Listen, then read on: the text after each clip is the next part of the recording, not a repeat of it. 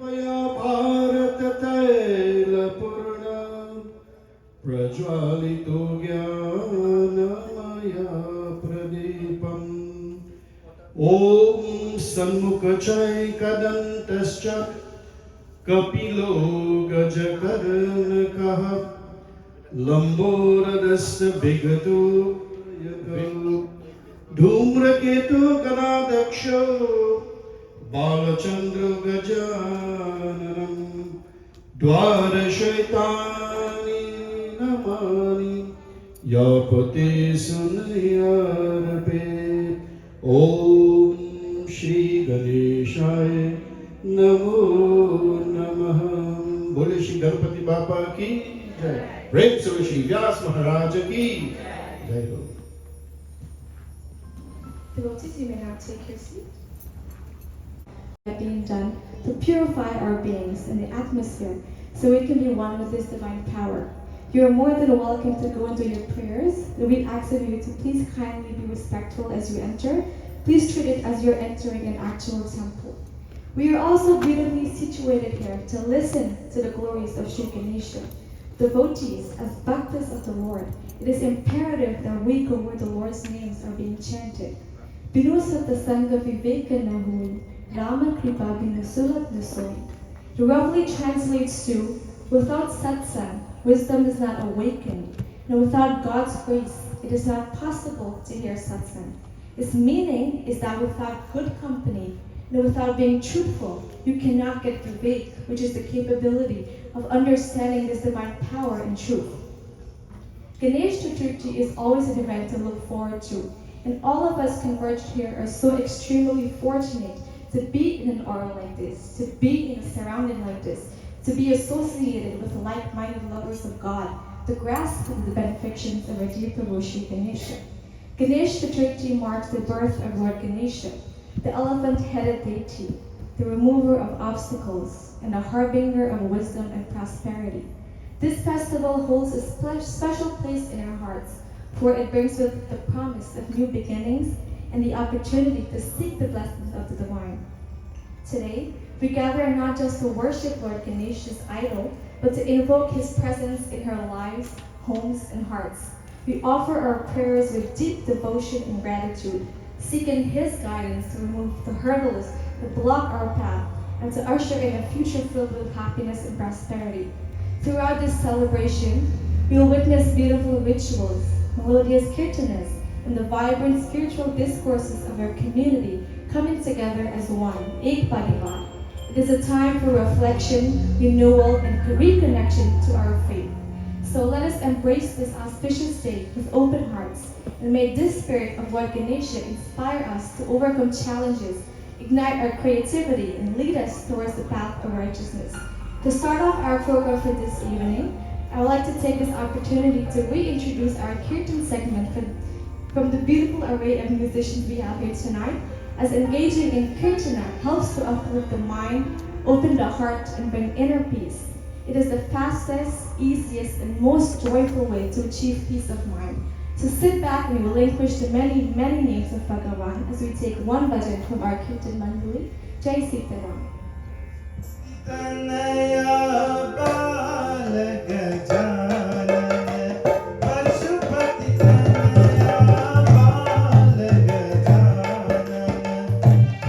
Oh Devagnas Ganesha Oh Devagnas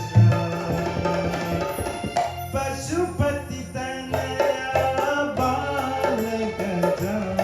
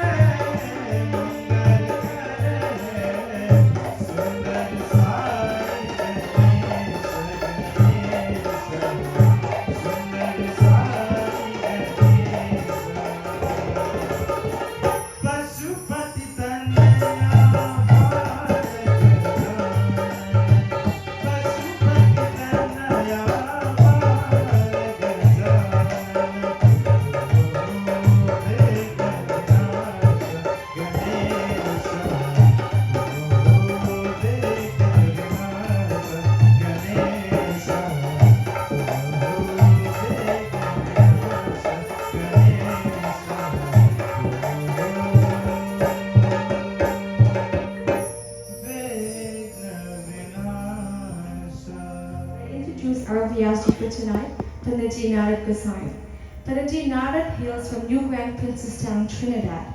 He has studied extensively in India for over 5 years under the Chinmaya mission and under the guidance and tutelage of Swami Prakeshananda. Panditji has been a practicing Pandit and astrologer for over 19 years now. With unwavering faith and a heart full of compassion, he travels the globe, spreading the message of love, hope, and spirituality. From the bustling cities of streets to the serene corners of stamps. His passport bears the stamps of countless destinations, but his true pilgrimage is one of connecting with people, offering solace and nurturing the human spirit in the form of katha and kirtana. So without further ado, it is my esteemed honor to introduce to you Panaji Narad Gosai. Please give him a huge round of applause.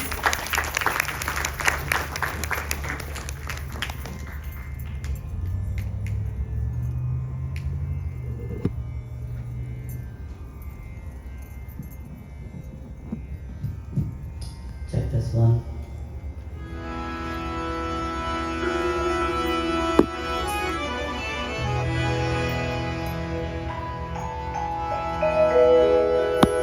प्रेम से समापति महादेव की जय, श्री वृंदावन बिहारी लाल की जय.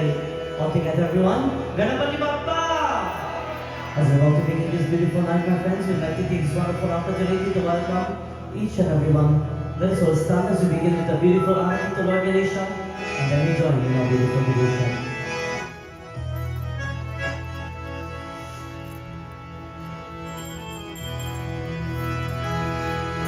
Om Shri Ganeshaya Namaha. Om Shri Saraswatya Namaha. Om Shri Gurubhyo Namo Namaha. Om Namah Shivaya. Om Namah Shivaya. Om Ganatva Ganapatihum Navamahe Kavam Kavinam Upamashravasramam Jeshrajam Brahmanam Brahmanaspadana Shvilmanotvisita Sataram Ganganapataye Namaha. Om Natatra Surbhatana Jatakarpam Nema Vidurvachakade Bhakti Tamev Bhavdavamati Sarvam Tasavasa Sarvam Vidam Vibhate. Om Namo Hiranyavahave Hiranyavardhanaye Hiranyaroopaye Hiranyapate Vika Padmavashvadebhyo Namo Namaha. Sarvashva Samarambham Shankaracharya Madhyamam Asmadacharya Madhyantam Vande Guru Paramparam Sruti Smriti Puranam Aryam Karunaryam Namami Bhagavattaram Shankaram Loka Shankaram Shankaram Shankaracharyam Keshavam Bhadrayanam Sutravashankato Vande Bhagavata Punah Punah Samasta Jagadyadi Dhartam Gurnamayam Namami Chanyam Devam Sadguru Brahma Vidvaram Om Har Har Parvati Pate Har Har Mahadev.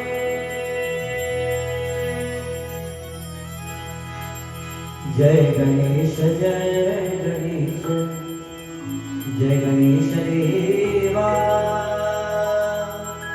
Mata Jake Parvati Pita Mahadeva Ganapati Deva Ganapati Deva Jai Ganesh Jai Ganesh Jai Ganesh Deva Mata Jake Parvati Pita Mahadeva Ganapati Deva Oh Ganapati.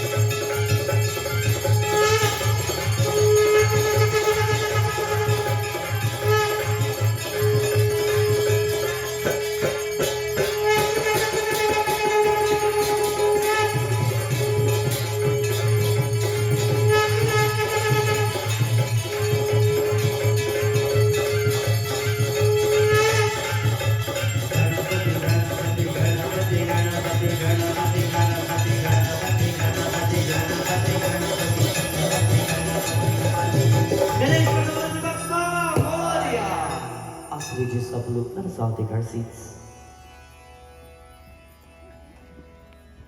The whole Lord upon them.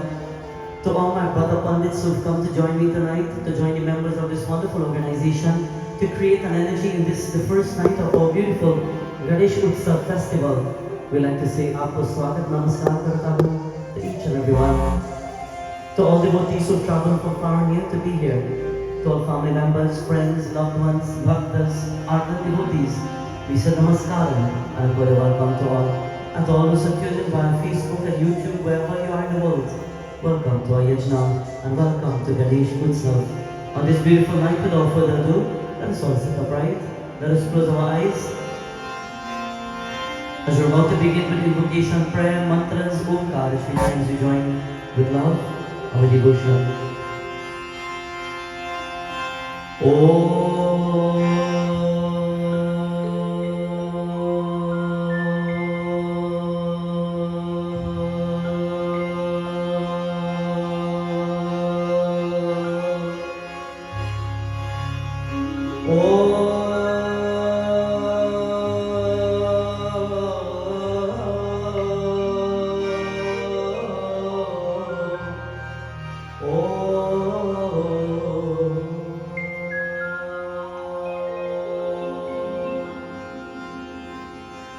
Vakratunda महाकाय सूर्यकोटि समप्रभा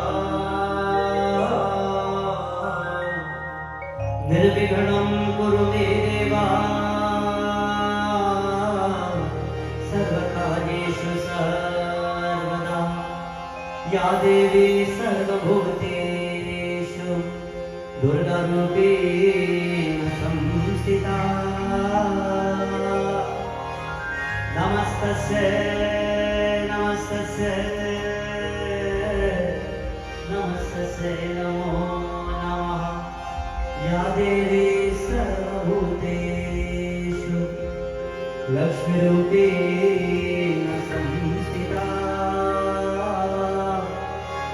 नमस्तस्यै नमस्तस्यै नमस्तस्यै नमो नमः या देवी सर्वभूतेषु सरस्वतीरूपेण संस्थिता नमस्तस्यै नमस्तस्यै नमस्तस्यै नमो नमः नमस्तस्यै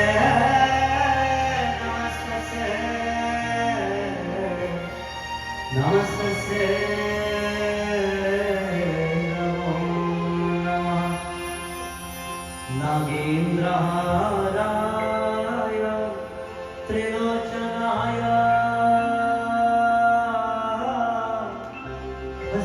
भस्माङ्गरागाय महेश्वराय नित्याय शुद्धाय दिगम्बराय तस्मै नकाराय नमः शिवाय तस्मै नकाराय नमः शिवाय ॐ नमः शिवाय ॐ नमः शिवाय ॐ नमः शिवाय. As we begin the beautiful worship of our Lord, as we pay adoration to the divine personality in the form of Lord Ganapati, today is called Mangalbar. It's a moment where we worship our deities. It is said Somvar rather, when we worship our Lord Prabhu Shankar, Lord Shiva is the presiding deity of this personality and this divine day. And when we worship Lord Shiva, it is said Lord Shiva takes many forms and manifestations. But to begin the Ganesh festival, right in this beautiful ashram, we take the opportunity to praise the 11th form, the Gyana Avatar, the form of Mahavir Swami. He's called Pawan Putra, he's called Bajranga Bali. He's the embodiment of strength. He's the Lord of hope. That one who stands firmly rooted in dharma, in devotion, in spirituality. We begin our beautiful night as we worship our Lord in His powerful form. Pranamo Pavana Kumara Kalavanata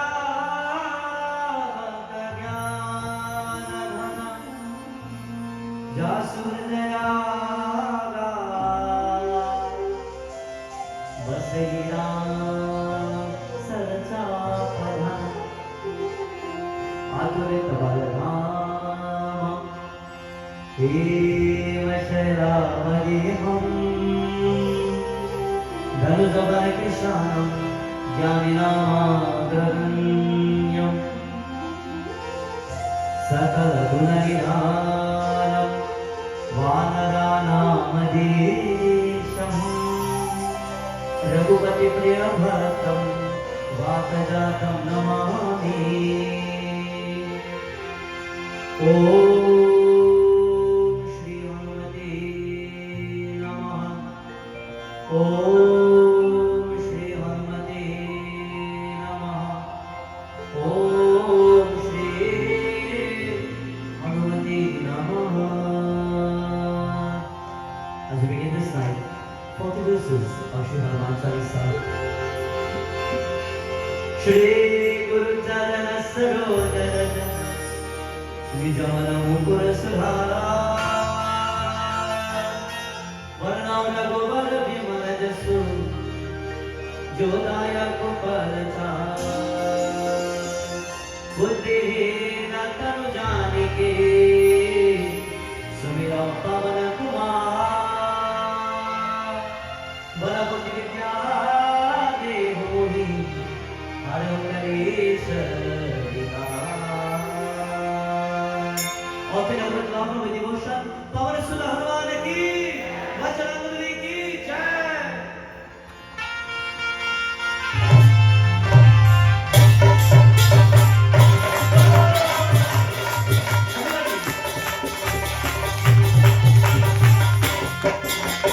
Jaya Hanuman Jaya Jaya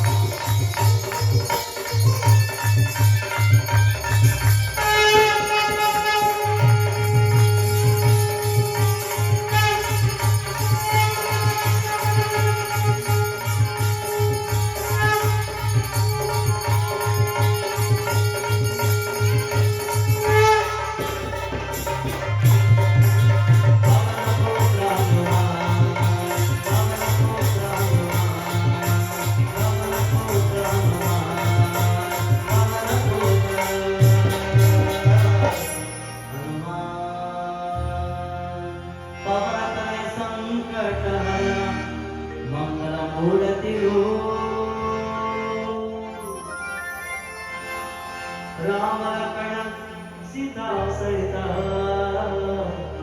Hriday Vaso Surabhu. Power Sudha Hanuman ki, Bajrangabali ki. I think we do a little better than that. Power Sudha Hanuman ki. Very nice. Tonight, my dear friends, we have come together to join in a very powerful festival. It is one where millions of devotees around the world will gather themselves together to worship that supreme divine word, Adi Pujam Ganadhyaksham, Shri Ganapati Baba. It is said many people, we've understood the importance and the blessings of the protection of that universal Lord. And today people will come together, not just here, but people will come in their numbers around the world just to take a moment to praise Lord Ganesha. And very lucky are those who come tonight to join. Wherever you take a moment to praise Lord Ganesha in this auspicious time of the Ganesh UTSAV, Ganesh Chaturthi festival, it is indeed a blessing. As we begin this night, once more we specially welcome all. We say namaskar and call a welcome to each and everyone as we take this golden opportunity to worship our Lord. And while we praise our Lord Shri Ganesh Baba, first of all, we're about to dive into the golden pages of our scripture, our holy texts, the books that have been taken from the energy of all the devatas of the heaven region. And we will start with a beautiful message. But before we start with that message, we will worship our Lord with one line. Everybody all together. Gananata Gajavadana Gananata Dinavadana. With love. Gananata Gajavadana Gananata Dinavadana Gananata Dinavadana. Ganapati Bappa! Ganapati Bappa! Ganapati Bappa! On this beautiful night, beginning from our holy text, it is said, in Swarga Loka lies many devatas. There are many different regions and many different atmospheres in the universe. There are many different regions that we speak about. There are many different lokas. We have Swarga Loka. Where there is Swarga Loka, there is also Yam Loka. From Yam Loka, there is Pata Loka. There is Mrityu Loka. There's many different realms of the universe. It is said in Mahashiva Puran, when Lord Shiva wanted to find his presiding deity, when he wanted to find his divine consort, he decided to go to the different realms and he found 9 different realms. He took the energies of each realm and he decided to create his own divine personality. So he created a Shakti called Nau Durga from 9 different realms. There are different realms in the universe, and today we are about to speak of Swarga Loka. You see, in Swarga Loka, the Dattatreya resides. The Dattatreya are the 3 main gods: Lord Brahma, Lord Vishnu, and Lord Shiva. In Swarga Loka, the 3 main gods, the powerful deities are there. Katha begins where Lord Brahma Dev, he sits down and he's looking at creation, the whole world that he has created. He's looking at the beautiful things that he has put onto the earth, the fine things that make his life beautiful. He's looking at the little, as we said, the nitty-gritty things that make life amazing in this world. For us, always remember that you can have many things in the world, but there is the fine things in life that make life beautiful. It is the simple things in your home. It is the simple things in your character. It is the simple things in your nature as a person, in your personality, that makes you who you are and who will define you. Today, Brahmadev, he sits, and alongside him sits his wonderful consort. It is said the consort of Lord Brahma is who? Anybody know? The consort of Lord Shiva is Parvati Devi, and the consort of Lord Vishnu is Lakshmi Maila, and the consort of Lord Brahmadev is Saraswati Mata. Today, he sits with his divine consort. And when he sits with her, he says now to her, he says, Devi, look at the world. Look at the world that we're living in today. Look at how people are living. And he points out to the bottom of the earth and to the world in itself. And he says, Devi, look at the people living their lives. People don't take time to sacrifice and pray anymore. If they get the opportunity, they pray. If they don't get the opportunity, well, they just let it be. He says, look at how the world has become. And when he speaks to Devi Maya, Devi says that is because people lack understanding. People lack wisdom. People lack the Atma Gyan. They fall short from the wisdom of the deity. And today, while we will take a moment, Brahmadev puts his hands together to his consort. And he says, Devi, I pay salutations to you. Everybody, Ya Devi Sarvabhuteshu Saraswati Rupena Samstita Namastasya Namastasya Namastasya Namo Namah. Everybody, one more time by yourself. Ya Devi Sarvabhuteshu Saraswati.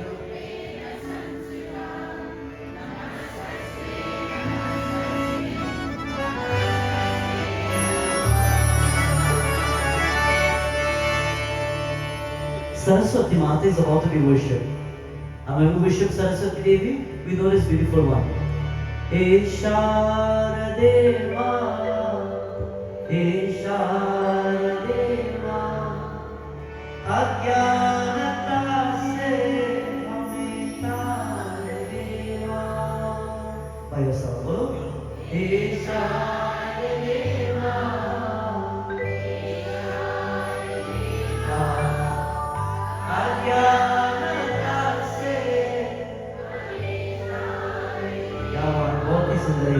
it is said Saraswati Mata was being worshipped. Brahmadev puts his hands together. He says, Devi, I respect you for who you are. Today, do you respect people for who they are? He says, Maya, you are my consort, you are my wife, but I respect you for what you are unique for. Today in society, do husbands respect their wives? Do wives respect their husbands? We are lacking moral and discipline in the world. Many people are one-sided. We expect one side of the respect. And that is where we are falling short. Listen beautifully. Pratama Viname Shri Ganesh ko Duje Saraswati Ma Teej mein bina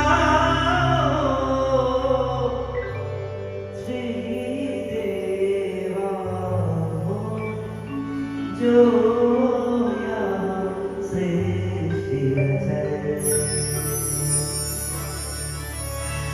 जय जय जय Shri Saraswati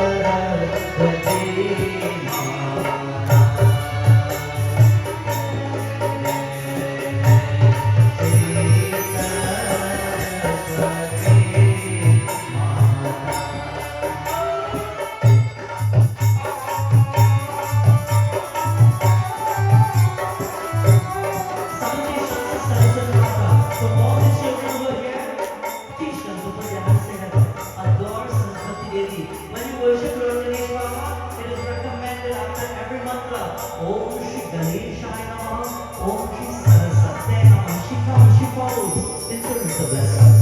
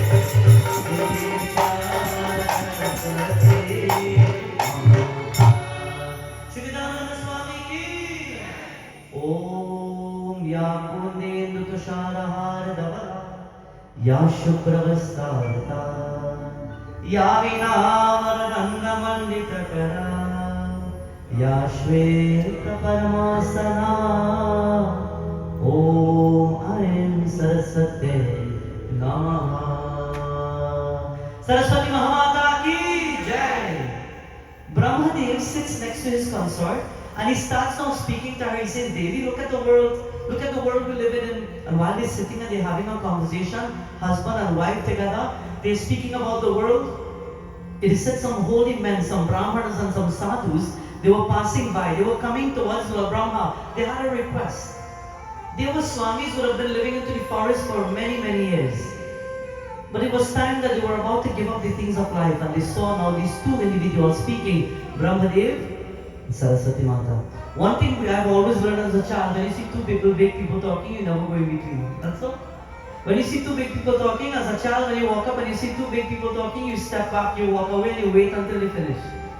There's some children today where they stand up there and they're waiting, and then the mother or the father will have to probably punish them or scold them or maybe talk to them.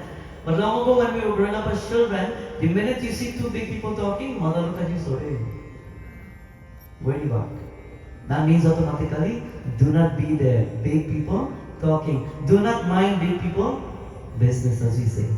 Today, Brahmadev, Saraswati Mata, as a husband and wife, they're standing together and they're speaking. And while they're having a conversation, Scripture tells us that in turn, these holy men, they're coming towards Brahmadev and they're walking up to Prabhu Brahma and they waited for a moment to see if the Lord will then bring concentration. And while they're waiting for that moment, they saw Brahmadev taking this second for himself when he simply turned around, and as soon as he turned around, they surrounded him immediately and Haath Jodkar, they put their hands together. Jai Brahmadev! Their hands are placed together. And Brahmadev sees many swamis and sadhus come together. And they have come to receive blessings of Lord Brahma. With their hands together, they took a moment and they bow and they paid their pranams. Let me tell you, every single night when you come here to the ashram, as soon as you're walking, Ganesh Baba is sitting here. One of the respects and discipline of our dharma is that when you enter the Yajna-shala, when you enter the ashram, forget everybody in the whole world. The first thing you should do as soon as you walk in here is look at Baba, bow, and then you go. To those who've ever been to Bharat or India, every other street or every street there's a little mandir, there's a little ashram of a deity. Not so, Panditji? A little Hanuman Baba, maybe a Lord Ganesh, maybe Saraswati Mata. And to every one that you go, one day I sat down and I was looking at how the devotees go, because I was looking at how they worship these murtis, And it was so amazing that sometimes people are riding on their motorcycle, two hands like this. But you know what? As soon as they reach close to the mandir, and it's every other street. So as soon as they reach a mandir, they pull up, they stop, they put down their foot, and they take a moment to put their hands together. Om Shri Ganeshaya Namaha. They bow and they go again. People in their cars will pass and they will look, and maybe they may not let go is therein, but after driving, they will simply look and they will just touch their head and touch their heart. A moment of respect and blessing. When people will be walking on the streets and they reach by the mandir, they won't just pass by. They will walk and they will stop, literally stop, turn to the deities, bow, say a mantra, touch the ground, bow, and then keep walking. When we enter the holy grounds, this is holy grounds. Ganesh Baba, Ganapati Baba is here. The beautiful moment has begun. I'll tell you about it just now. But when we enter this beautiful Yajna-shala, everybody, the minute you walk in there, turn to Ganesh Baba first. Put your hands together, take your pranams, and then you go take your seat. In the world that we live in today, people walk in, and as soon as they walk in, they start, I have a friend come by. And they're looking all over the place first, and then over there. Look at Prabhu first. This is where you came to worship the deities. In turn, the gurus and the swamis came and put their hands together. Brahmadev, he looked at all the swamis. And he says to all of them now, today you've come to Brahmaloka, Swargaloka. What do you all wish? Is something wrong? And the Brahmana says at that point, they said, Brahmadev, we have exhausted the ashram of life called the Grihastha ashram. We have practiced Brahmacharya ashram. There are the 4 stages of life called Brahmacharya, Grihastha, Vanaprastha, Sannyas. 4 stages of life. The Brahmacharya ashram is that stage of life where a child from birth until 25 years should live understanding his or her kaltya, devotion, prayers, knowledge, Atma Gyan, secular knowledge. A child from birth till 25 is supposed to be studying their book all the time. We grew up knowing that. I grew up knowing that. Mother would sit down and say, listen, until you don't finish your school, I don't want to hear nothing about girlfriend. Until you don't finish your school, I don't want to hear nothing about boyfriend. Well, the scriptures have labeled a time limit from birth until 25 years. All young people, hear me good. From birth until 25 years, there should be no boyfriend. There should be no girlfriend. You know what I mean? Trouble there. It is a time to learn your work, build a foundation in your life. Some parts of the world, they're not given that opportunity. Due to poverty, some parts of the world, parents say, you know what, at the age of 16, 17, come on child, you have to get married and get out of my house. Many parts of the world don't get the opportunity while we get it. Embrace it. Enjoy it. We always tell people, enjoy your mother's house. Enjoy your father's house. Because the day you leave, everything changes. Today, these families are standing there. And they've said that we have exhausted the Brahmacharya ashram, that stage of life. We became married and we brought many people into the world. We brought children into the world and we've exhausted the Grihastha ashram. Which means from 25 to 50 years, they exhausted their part of life, which is marriage and family. And they've reached that stage now that is called Vanaprastha. From 50 years to those who are here and are 50 years and above, from 50 years and above, you should start letting go now. Let go of the land. Let go of the deed. Let go of the property. Let go of some of the gold. Don't give it away 100%. Don't just give everybody. But start detaching little by little. Don't live because you want it and you need it and you deserve it to just enjoy. Learn to enjoy the little things in life now. Along the nights, you will have the blessings of Lord Ganesh Baba. A person who can truly be happy with barely anything, that's true happiness. Many people are happy in today's world because of something. When people jump for joy, why do they jump for joy? Hey, yes, yes, I'm so happy. If I tell you something, I get something. I'm so happy because I did something. I'm so happy because in today's society, many people are happy because of something in the world that may be temporary and not for everlasting. Be a person of happiness, that when you're happy because there's nothing that you need in this physical world to create that happiness, but because you understand that you are happiness in itself. These devatas, these brahmanas, these swamis, these sadhus, they standing by Brahmadeva and they say, Brahmadev, today we have given up that part of our life now that is called the Grihastha ashram, and we want a spot to pray. We want a beautiful place to pray. When I look into the Katha and I see a nice spot to pray, I was here, what, about 3 years ago? 3? 2? 3? A few years ago? 2 years ago? So I was here 2 years ago. We travel all over the place, so that's not like real talk. So I was here 2 years ago. And from what I see when we drove in, from everything, I said, wow, beautiful. I commend you for the nice job you're doing. Beautiful work to uplift Dharma. A spot to worship the deities. A place where we can call a mandir. Many people today, we have a mandir and we don't know how to enjoy it. Many people today, we have that building with blocks that we say, you know what, it's our temple, in our home, in our yard, in our village, in our community, but we can't even find the peace and happiness. And you took a ground and you create a whole ashram with it. That is a blessing. Take any spot in the world and create an ashram out of it, and that's a blessing. Take a moment or a place in your home, a little corner, a little spot in your room, just sit down to meditate and create an ashram out of it, and you can create it. According to scriptures, it is said if you take a moment in any part of the world, in the middle of the forest, or in the middle of the streets, and you just sit with a peace of mind to pray, you can create the whole of Ayodhya if you want. You can create the whole of Vrindavan. It is up to you to create what you want to create. Don't let the world create it for you. These Swamis are saying, today, we've given up now Brahmacharya ashram. We've given up the family life. And we want a place to pray. I don't know how to pray, we want a spot. Where can we find a spot to pray? Can you please tell us, Brahmadev?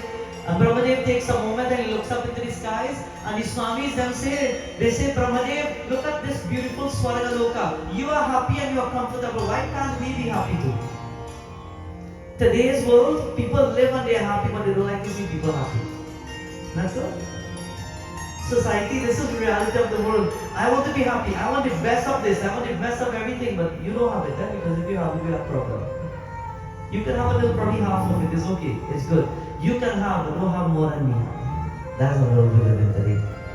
They say, Brahmadev, we want a spot to pray. You have a sun on top there. That sun is shining like 10 suns at the same time. Beautiful, radiating with energy. And they put their hands together to worship the sun. You're about to worship the sun god, Lord Surya.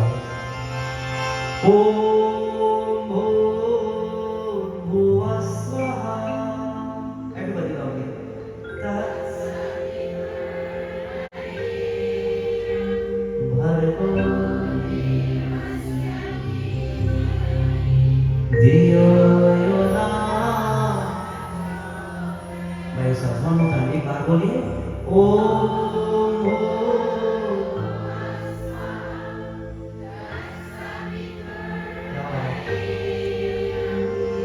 Bhargo Devasya Diyo Yona.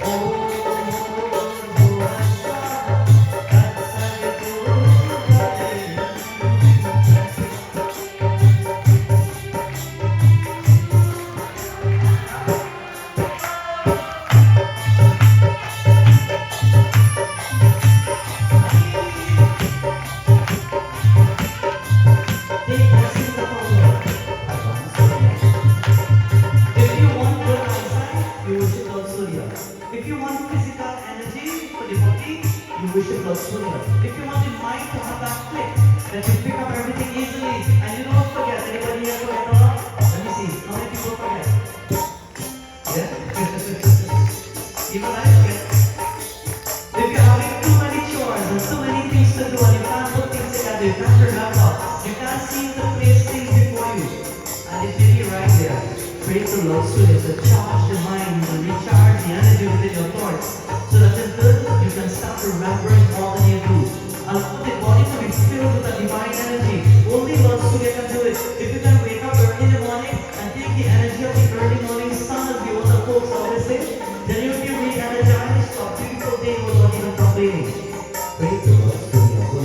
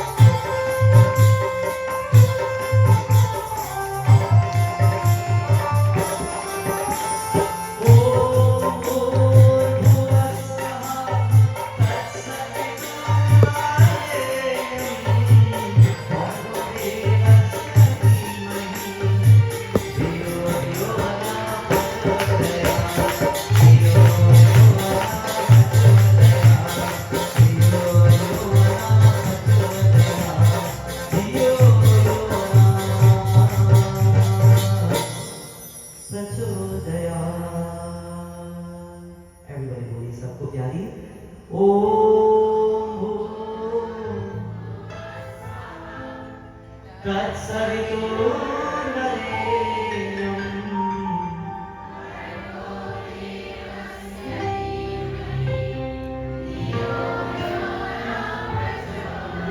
Diyo Yona Prachodaya Diyo Yona Prachodaya Dio Yona Prachodaya. All these Swamis have surrounded Brahmadev and they said, Brahmadev, we want a spot, we want to get a nice place. We're looking for a place in which we should worship the deities, but we don't know how and where to find this place. So Brahmadev, he looks around, he turns around, and he sees on the ground there's grass growing. And he sees doob grass. And he decides to pull a blade of doob grass. When he pulls that blade of doob grass, he holds it in his hand and he starts to chant a mantra. And when he chants the mantra with that blade of doob grass, he takes it now and he turns it upside down. You ever see a long time how they used to spin a top? Nowadays it's a lot of fun. No, not anymore, right? Where used to spin top? And how do you call the other one with the cork? A swizzle? The other one's a swizzle? Daddy knows a swizzle? That's where they take the cork, the cover, and they blow a hole through it. Yeah. Daddy say you zzz. Then you get a shock. We will make one of that this week. And you spin it like this. Long ago you used to have the top. It is said, just like the top, you would spin it like this and let it just start spinning for itself. Brahmadev took a blade of grass, he held it in the air, and he started to spin it like this. And as soon as he spin it, it started to spin in a circle. And while the blade of doob grass started to spin in a circle, it started to create an energy, not just small, but it started to get bigger and bigger. Saraswati Mata in turn, seeing that energy spinning right there, she put her hands together, she said a mantra, and she pushed the energy to the earth. And while she was pushing the energy, that energy is becoming huge, it's become bigger and bigger. It goes down to the earth, and Brahmadev says to the Swamis now, he says, you want a spot to pray? Follow this now. Follow this doob grass that is spinning, and wherever the doob grass stops, take that spot, it will be auspicious. So they decided to follow this spot. About 15, 20 Swamis together, they are following now this blade of grass that is swirling in a circle. They've gone out to the earth and they're still following it everywhere. When suddenly now this blade of grass decides to stop now, it starts to become smaller and smaller and smaller until it just drops right there. And where it drops, at that very spot, they started now cleaning the spot now. This is where we will pray. According to the blessings of Brahmadev, this will be the holy spot that we will pray. So they decided to clean up the entire spot now because they're going to prepare themselves to pray. They're going to do Havan Puja, they are going to do Yajna, they're going to do worship to the deities, and they want to clean the spot. Long ago when you were celebrating Diwali or you're having a puja in your home, how did you clean your home? We say cleanliness is close to. When I was small and you hear my dad come sometimes and say, here's what, puja next week. We did? When puja comes, what do you do? From this week's self, daddy tell you, here's what, you're gonna get scrub and brush. And you're gonna scrub the yard. And you're gonna scrub down all the banisters. And all the iron, fancy iron that you like, and he put it up for you. He said you like it, you scrub it now. And you scrub it and all your hands are getting cut up and bruised up and so on, you know, and you have to scrub it. And then he's studying the yard now and he said, okay, you see that pasha grass there? Not cut it, you know. Sit down and root out every one so you don't grow up. And you're sitting and ants biting you. And you're gonna root out every one. And when you finish, he will teach you how to paint. You can paint the whole house. And then clean down. You don't have pressure wash hands on.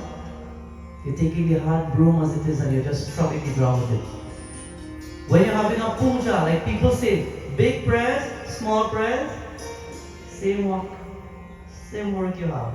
In the same way, long ago, whenever you had a puja, you clean every single thing. You wash down the whole place. You spray down your whole house. Whatever you have to clean and fix, you're cleaning. Why? Because you're about to invite the gods. These brahmanas, these swamis, they're cleaning the whole spot. Every single thing they're cleaning. And while they're cleaning the area, they're preparing themselves because they will sit down and they're starting to dig now a hole in the ground because they will do Havan Puja.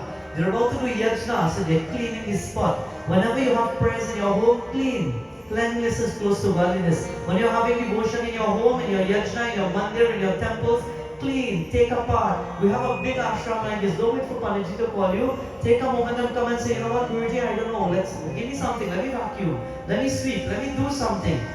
Because everything that you do physically with your hand is going to uplift your life and burn the karmas that are keeping you here. Take a moment to do yajna mentally. When I say clean up the place, it is not just physically, but clean up your mind, clean up your thoughts. When you're having a prayer and a puja, you shouldn't be getting angry. You shouldn't be thinking bad or ill of anyone. You shouldn't be thinking negative of the world or people around you, but start thinking positive thoughts. Whoever has come, no problem, Bhagwan will deal with it. Whoever has brought their bad energy, no problem, Bhagwan will deal with that energy. But do what you have to do. Cleanliness is close to godliness, not just physical cleaning, but also internal, mental, and spiritual cleaning is important. Clean your heart and your energy and your aura, so that when you walk in the puja room, when you walk into the mandir, you light up the place. You don't allow it to become dim. People walk around us sometimes and their energy light you up. And people walk around you sometimes and the minute you see them, you say, God, as soon as I see him, my head started to look. People's energy can lift you or it can bring you down. What kind of energy do you have tonight? Think about it. You're sitting next to people. Just take a look like this. That person next to you right now, tell me what kind of energy you're picking up from them. Or again, any headache? Energy is very powerful. Today in our scripture, it is said in this beautiful spot, the Brahmanas have decided that this is where they will do their yajna. So they dig a hole, and after digging the hole, they're prepared now to do Havan Puja. They sit in a circle and they start bringing the items from the village. They start bringing the articles and they light the huge fire and they invoke Agni Devata and they clean now, mentally clean, physically clean, spiritually clean.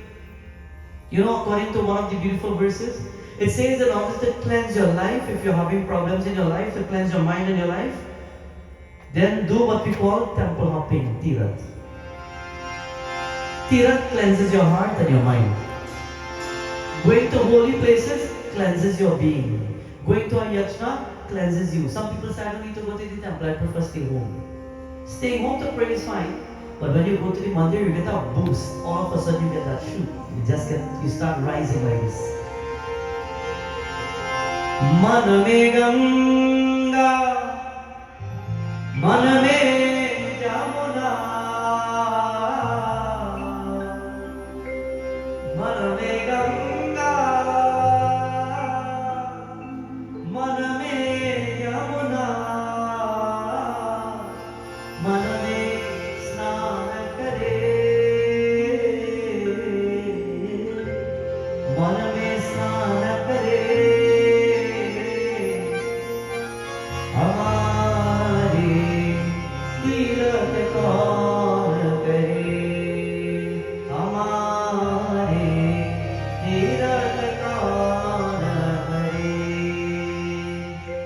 In order to cleanse yourself, Maname Ganga. Think of Ganga Maya. Maname Jamuna. Think of the beautiful Yamuna. Maname Ganga. Maname Jamuna. And then in your mind you can breathe also. Maname Snan Kare. Take a bath in your mind. Dive into your consciousness. Pick up the energy from within you and allow that energy to make you shine as a person and as the person that you are. Today when all these swamis sit in a circle, they will invoke Agni Dev and they performing their Havana offerings. Om Agni Namah Swaha. Om Gam Ganapataye Namah Swaha. Om Indraya Namah Swaha. And they're doing their Havan Puja. And while they're doing their Havan, they have found a spot where they do grass and stuff, and all the devatas, they are surrounding that spot. And that spot today in Bangladesh is called what? That spot is called Naimi Sharanya, a holy spot where all swamis come together, where all holy sages come together. They will come together at that divine place to pray. It is said also, wherever people come together and gather together to pray, that spot is like Naimi Sharanya. That spot is holy grounds. Whenever people gather themselves to worship the deities, that spot in itself deems to be unholy and auspicious spot. Today in scripture, while we understand the blessings of that divine place, something happens now. Puja is taking place. While the puja is taking place, It is said one of the head gurus and swamis. His name is called Chavunga Swami. Chavunga Swami says, today I want to host a different yajna. I want to host a yajna that will bring merits and benefit not just to us but to the world at large. When we do yajna, the yajna should not be for personal gains. Do you know that? Some people say, I'm going to do a yajna, but I hope when I've done the yajna, I get the promotion. Some people say, I'm going to do a yajna, but when I finish the yajna, I hope I feel better because I've been sick for some time. Some people look for personal gains. When you do a yajna, it should not be for any personal gains, but it should be for the world at large. It should be for the people around you. Pray to the Lord to give you the knowledge to understand the importance and the benefits of the yajna itself. So he sits, Chavunga Swami, and he's about to do his yajna, and invites everybody to come. When you have a yajna, you invite everybody, no? Everybody come. And all these swamis and all these sadhus have come and they're sitting there. And he's about to give alms and he's about to feed everybody. And he wants to do the best. He takes a moment now and he sits down and he's about to do his devotion and he sits in a meditative posture. You know, I know sometimes it's good we want to sit down in a chair. But if you could actually sit on the ground when there's a yajna, like everybody's sitting in the ground at the front there, you ground yourself with spiritual energy. It is said that their chakras from the top of the head, Brahmanda chakra, go straight down to your spine and coming straight down to the back. And just where you sit on the ground, if you can sit with that beautiful meditative posture, that posture grounds the earth with your energy. For women in India, in certain parts of India, they would have allowed their hair to be long. And their hair were to be long to a point where if they were to sit like this for meditation, their hair could touch the ground. It was like having electricity and when you plug onto the plug, you must have a ground in order for everything to work properly, right? In turn, if they were to sit and the hair would then be long enough to touch the ground, Mother Earth, Dharti Mata, you're grounding with that energy to become powerful. That is why also many swamis in India, they would have sat down to do devotion, but they would have grown the beard. So that in turn, that hair from the beard would have reached long enough to even touch the ground. To ground spiritual energy. If you can sit on the ground, I will tell you from today or from tomorrow, who can sit on the ground, that's a blessing. Even if you need somebody to help pick you back up, don't worry, there are plenty of people. But sitting in the ground is a powerful blessing because you heal yourself physically. You take a different blessing and you ground yourself to the earth. That helps you. Today, all these swamis are sitting there. They're sitting in the ground, beautiful posture, and they're doing their meditation, and they're worshipping all the gods. They're praying to Mahadev, Om Namah Shivaya. They're praying to Jagadamba Mata, Jai Durga Ma. They're praying to all the different deities, and they're taking their blessings. And while they're doing the entire yajna, the yajna is taking place, all of a sudden now one great holy Swami enters the Yagyashala. And as soon as the Swami enters the Yagyashala, his name is called Sudama Muni. It said Sudama Muni entered the Yagya. He was known to be one who could just sit and close his eyes and just visualize anything. He was one who studied 18 Puranas, 18 Upanishads. He was the one who had learned the 4 Vedas by heart in his mind to understand everything in the way of life. So when he walked inside the Yagya, all the Brahmanas stopped. Oh my God, the Swami has entered. The Holy One has come. Everybody put their hands together. And when they put their hands together, they were about to give him that respect. It is said when you had the yajna, the Guru enters, what you do? You stand. Everybody stood at that point. All the Swamis are standing. And while they're standing, they put their hands together and they're about to pray. They're about to worship him. They're inviting the gods to bless them. And one of the first things that they do, when the Guru comes in your home, when the Pandits come to your yajna, when the Pandits come in your place, what do? You put them on a chair. They said, Gurudev, baito na. Take a seat, and he sat down. Can we have your feet?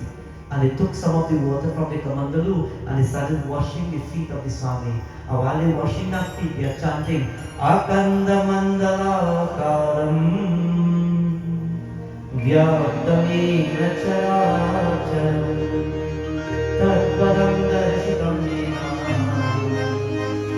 Asmai Shri Gurave Namah. Holy everybody. Guru Brahma, Guru Vishnu,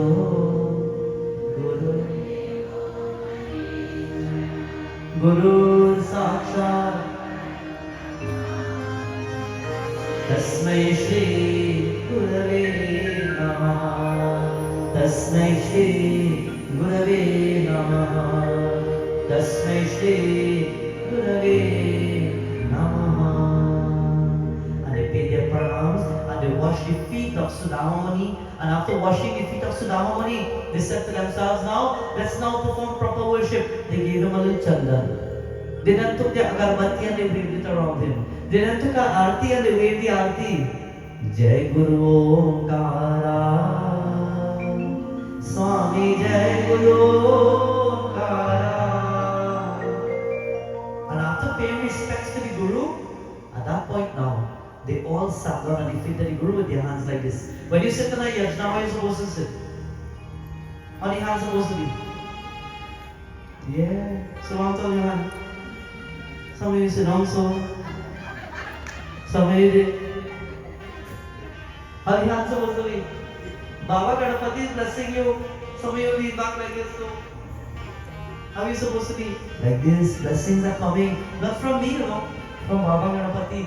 Lord Ganesh Baba is looking at each and every one of you. His eyes are giving the energy to each and every one of you. And when you sit with your hands like this without respect, until you're collecting, you're receiving that blessing. They sat down to show humility and they put their hands like this together. And while showing that humility, the Guru looks at them one by one and he can identify who's humble and who's not humble. And while he looks at them, he will just choose out of them, he will just touch them like this. Out of the energy that he has, he will just touch them. He will come and just touch them like this. And that's the blessing he's giving them. And while they're getting the blessings, Atma Gyan is waking up.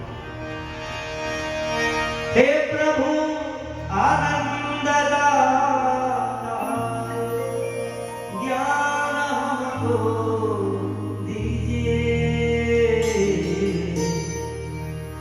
Hey Prabhu, Anandada, Gyan humko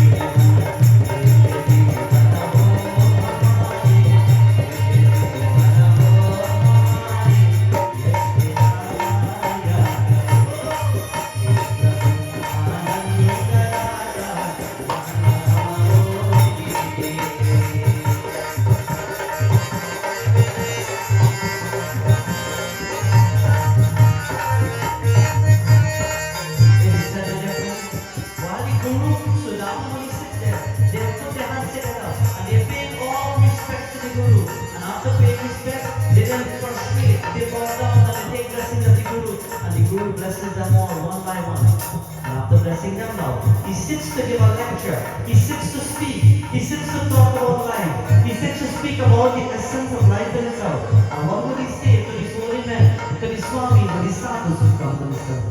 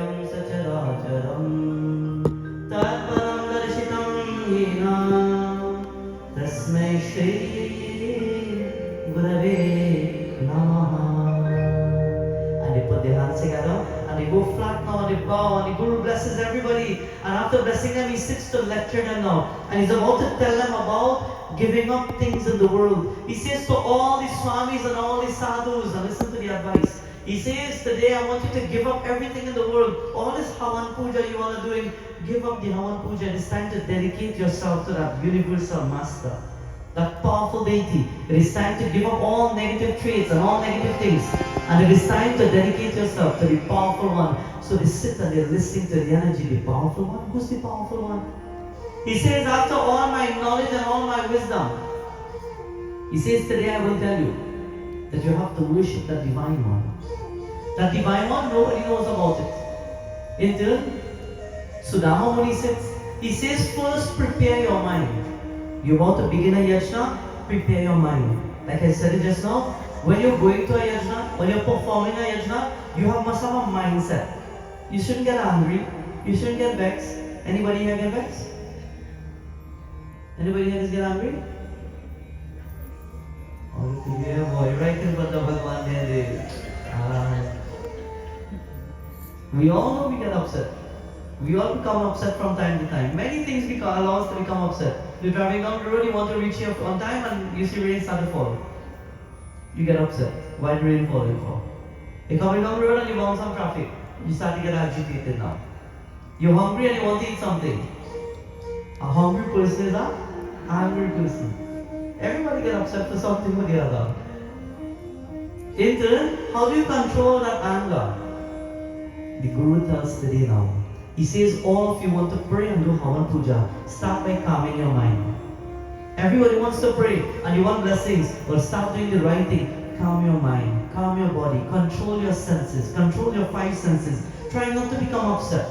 Try not to become angry. I want everybody to take this test with you for the rest of the days. We have all these days in celebration of Sri Ganesh Baba, Ganesh UTSAV festival, a 10 or 11 day festival as we say to be.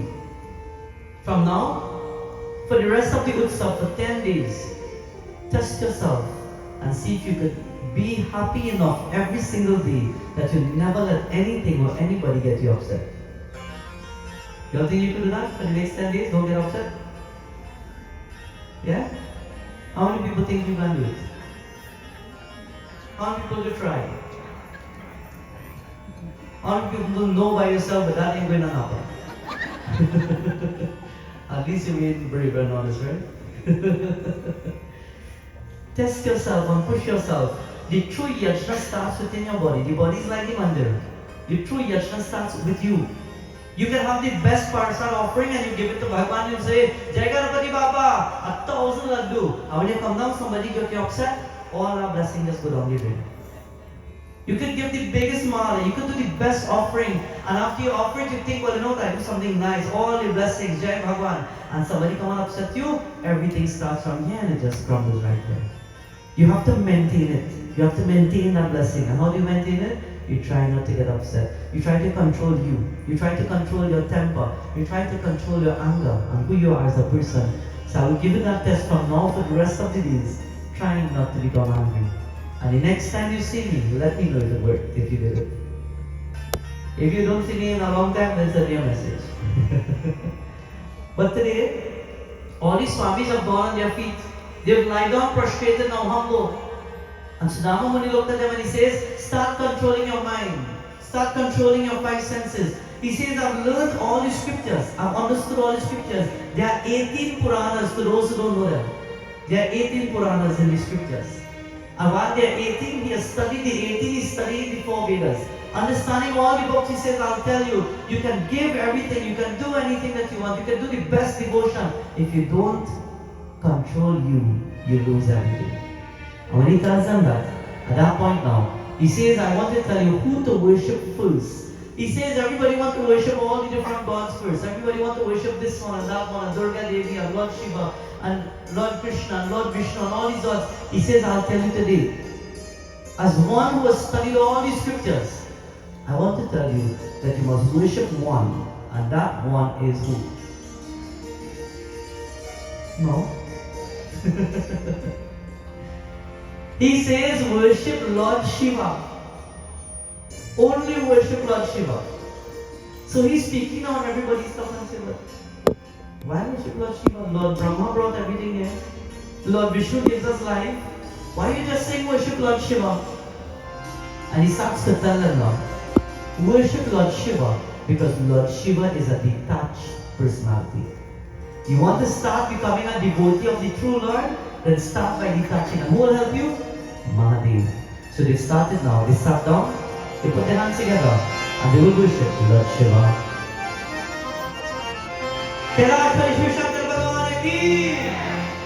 Shankara Shiva, Shankara Shiva, Shambho Mahadev, Shankara Shiva. Everybody, Nagendra Haraya, Bhasmangaragaya, Mahesh, Nityaya Shudhaya Digambaraya, Tasmai Nakaraya Namaha. Shankara Shiva, Shankara Shiva, Shankara Shiva, Shankara Shiva, Shambho Mahadeva, Shankara Shiva, Shambho Mahadeva,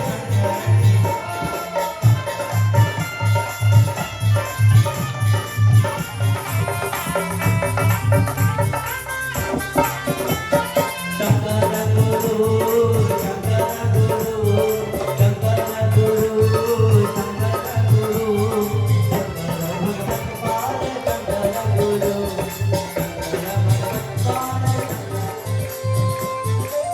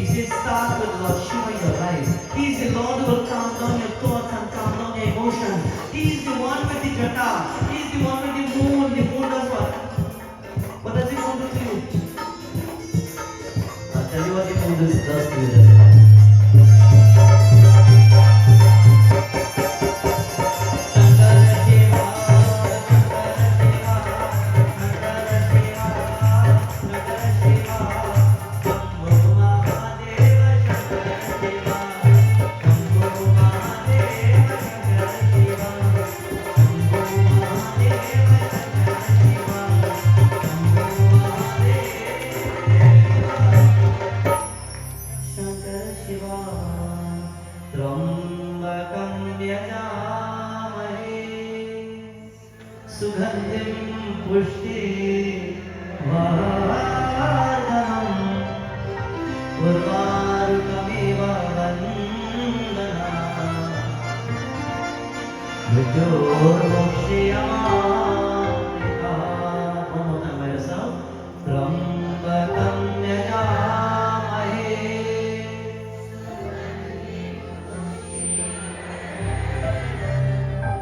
उर्वारुकमिव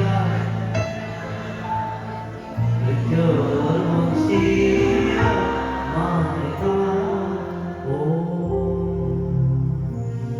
He tells them, start by calming down the mind. Do you remember that bhajan? Juta jata me Ganga dhari Trishula dhari Namarubada.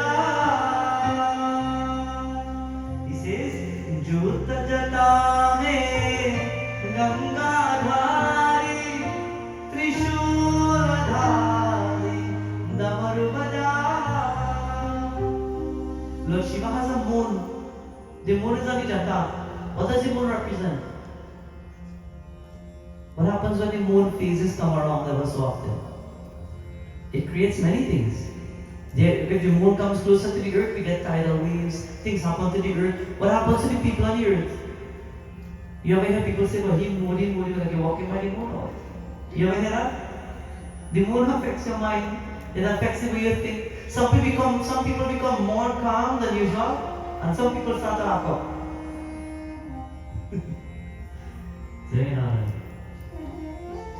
We used to look at movies long time where when the moon comes, people turn into werewolf and things. Some of them really behave like that. Some people become calm, and some people act up all of a sudden. The moon has different tendencies on our lives and our bodies, our mind, how we think, how we become. The moon does that.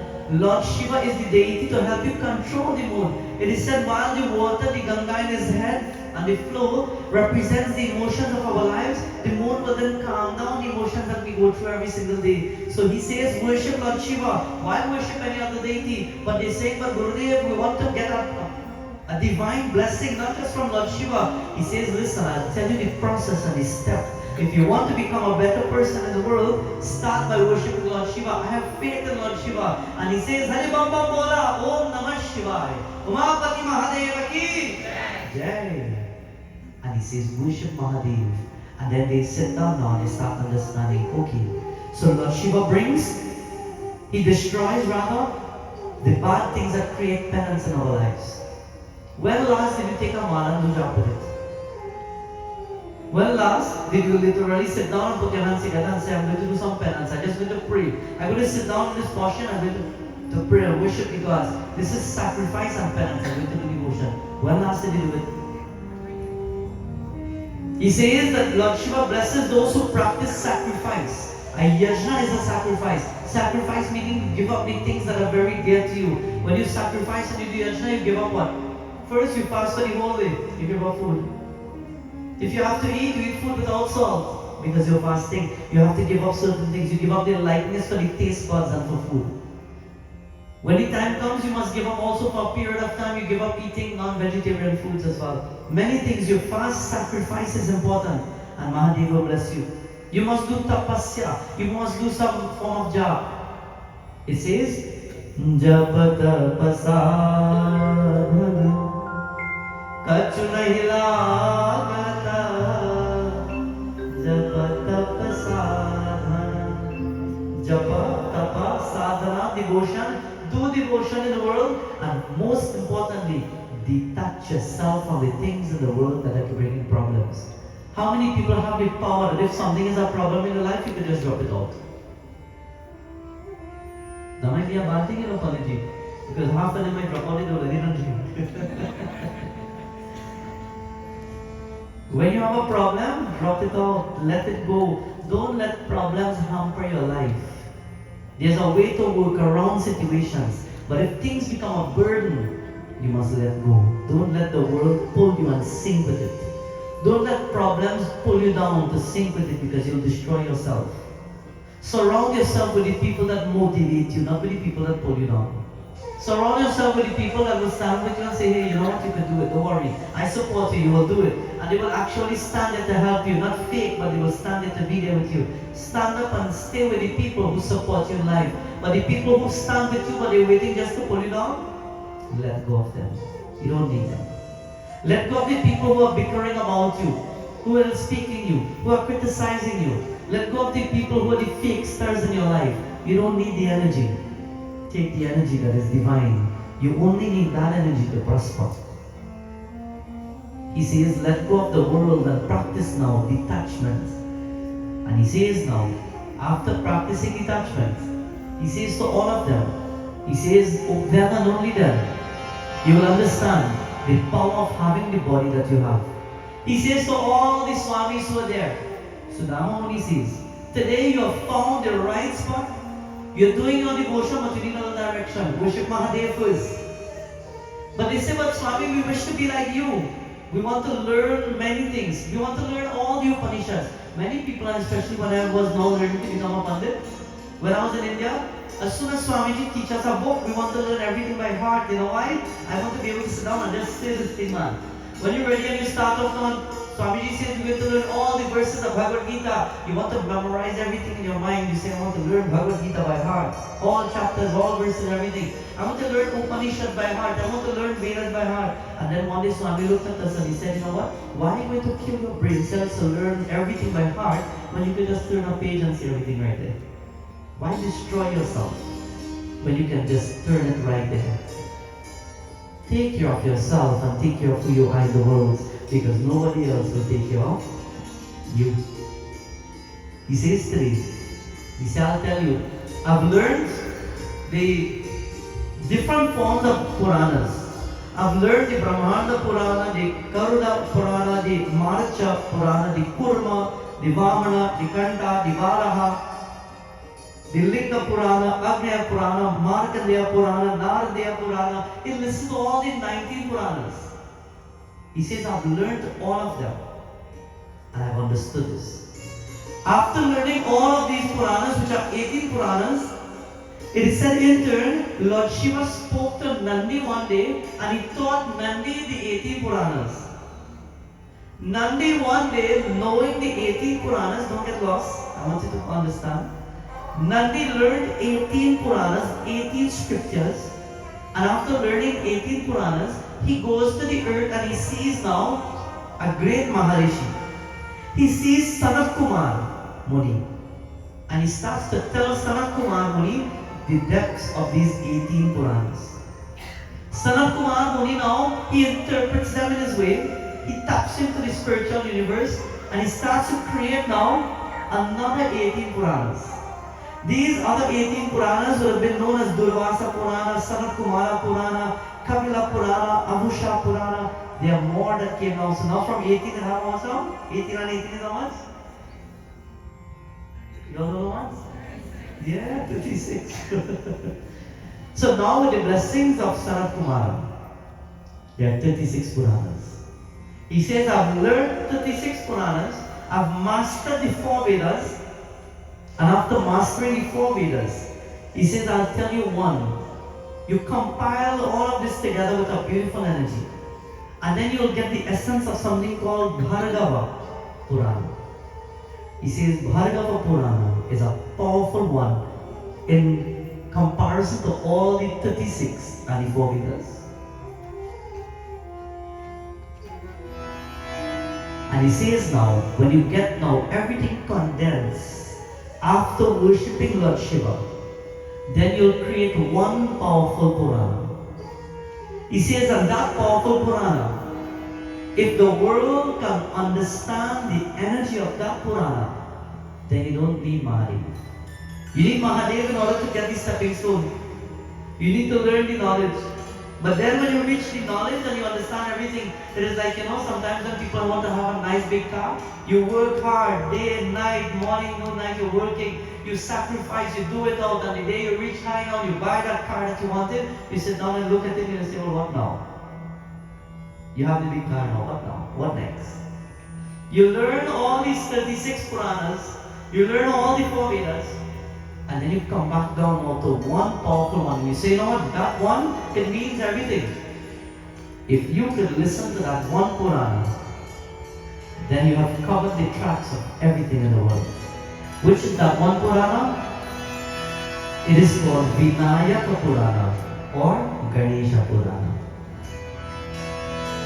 Vakratunda Mahakaya Surya Koti Samaprabha Nirvighanam Kurune Deva Sarvakareshu Sarvada. He says, Adi Pujam Ganayaksham Uma Putram Vinayakam Adi Pujam Ganayaksham Uma Putram Vinayakam Mangalam Paramam Rupam Shri Ganesham Namamyamam. If you worship that one Purana, Shri Ganesha Purana, in this time, covered by all the 36 other Puranas, then you have achieved the highest blessing in the world. Just to be here tonight, to understand the power of the Puranas, just to be here tonight, to understand the sacredness of the ground by the dew grass, that is powerful. Not many people will understand unless you hear the Kahani coming down. Ganesha Puran, when it is read, it is very powerful. Many people listen to Bhagavad Katha. Many people listen to Mahashiva Puran. Many people do Devi Bhagavad. Many people do Gita Path Yajna, Gita Yajna. Many different yajnas. But it is said, unless you don't understand the one that removes the ignorance of your mind, you will never be able to learn anything else. Lord Ganapati Baba removes the ignorance of your thoughts. He is called Ganesha. In Sanskrit, Gana Ishvara. Gana Ishvara means Ganesha. When it comes together, put together, according to Sandhi rule, to those who know Sanskrit, it is called Ganesha. To the one who is in control of the Ishvaras, to the one who is in control of the Ganas, to the one who is in control of everything and all the other scriptures put together, he is called Ganesha. That is the power of Ganapati. All scriptures put together. And if you understand him, you understand everything. Listen, we sing tonight. Vakratunda Mahakayanam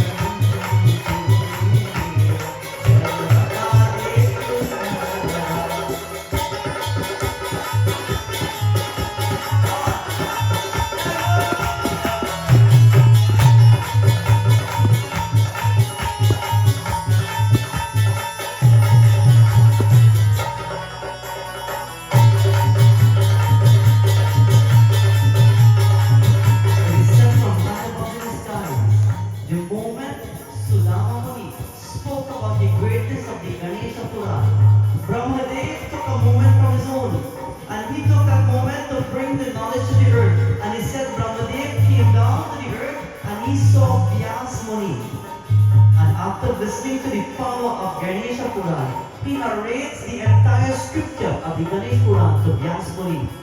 And in turn, Vyasmuni decided now to create this most powerful text in worship and adoration to Lord Ganesha. The night marks the first night of the Ganesh Utsav festival. And as we've understood the power and the importance of the Ganesh Yajna, the beautiful days of worship that will lead up to the grand Visarjan of the Sri Ganesh Utsav Festival. Let us not waste time and waste the moments of our life, but embrace our Lord in the form of Sri Ganesh.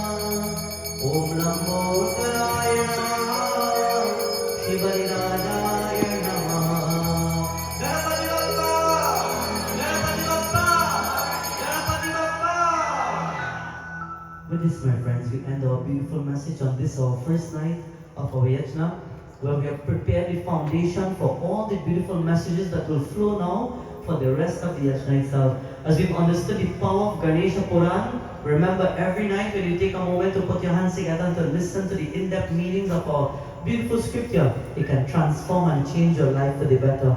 So this time we have concluded our Katha or Pravachan. And I'm not too sure if Panaji will go into Arti immediately or we hand over. Okay, so we go into Arti. So let us all stand for our final Arti. So 1 second before we stand, to those who struggle from the floor, take a bite.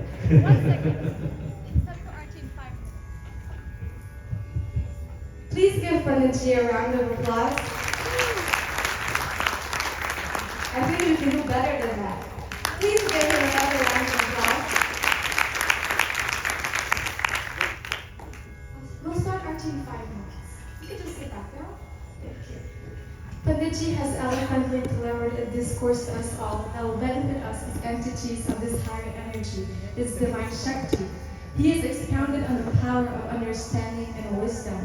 Many a times we fail to grasp the simple understanding of our deities. We fail to understand simple morals and discipline in life. We become so caught up in this physical and material world that we think material wealth will bring us happiness. No, devotees. As Panditji mentioned, we should appreciate the simple and little things in life. When we can fully understand and implement wisdom in our day-to-day life, only then can we experience true ultimate bliss. On behalf of Grace of the Divine Sri Durga Devastanam, thank you Panditji for gracing the first session of Sri Ganesh Chaturthi Utsavam, and may you continue to be blessed by our dear Lord Sri Ganesha to travel and spread the glories of God throughout the diaspora. Devotees in our midst, we have a very divine soul, Acharya Leela Gosaiji, who is the mother of Acharya Arun Gosaiji. I'll now ask Acharyaji to please come forward to give her blessings and words of encouragement. Please welcome Acharya Leela. Respected pundits, brothers, sisters. So tonight's session marks the first day of Ganesh Utsav. Our Vyas talked extensively about control of the mind, and that unless we control the mind, we cannot get to Bhagavan Shiva, which is peace. So, what exactly does Bhagavan Ganesh represents? Bhagavan Shiva is that peace we're all looking for, we're all striving for. So why is it that tonight, starting tonight, 10 days are dedicated to the worship of Bhagavan Ganesh? Friends, Bhagavan Ganesh represents our intelligence, our ability to do nitya anitya vastu viveka, which is the discrimination between what's permanent and what's permanent. The only permanent is God. That's where we will find peace and happiness. So when Panditji Vyas said dispassion is not just giving up the objects of the world. This world has a utility value. It has a function in our lives, the roof over our heads, the people in our lives, the situation in our lives. But what we should give up is the expectation of the fruits of our actions. Now, here's the thing. Our scriptures don't say practice dispassion or have intelligence. An intelligent, systematic study of our scriptures, which should be done by everyone under the guidance of a qualified teacher, gives you the methodologies to achieve all these things. If we want to have heightened intelligence, how do we do that? It's the function of the intellect. What is intelligence? How does intelligence serve a purpose in our lives? So, I think tonight's call by our Vyas is for us to turn to the scriptures. Too often we look at the scriptures superficially. We don't go into the deep implied meaning of the shlokas and the verses. But did you mention Upanishads? All the scriptures that we have available to us have their foundation in the Upanishads. And all the scriptures talk about one thing and one thing only. And that's you, self-knowledge, which is your higher self. But then how do we understand? Coming here is wonderful. This is like the appetizer. It should motivate us. It should inspire us to begin reading your scriptures every day. Bhagavan Adi Shankaracharya says, Vedaha nityam adhyatam tadutinam karma sumanushtyatam tene shasya vidhyatam apachiti kamim tistanjatam.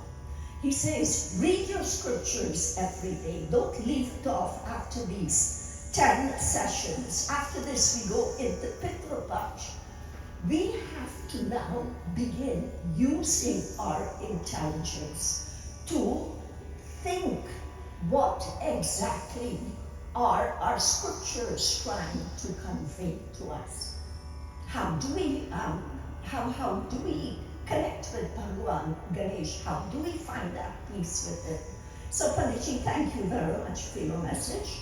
And as we conclude the first night of Ganesh Utsav, I pray that Bhagavan Ganesh bless all of us with intelligence to know not just what's right from wrong, but the permanent from the impermanent, from the truth to what is not the truth. All right, so God bless. Thank you. Hey,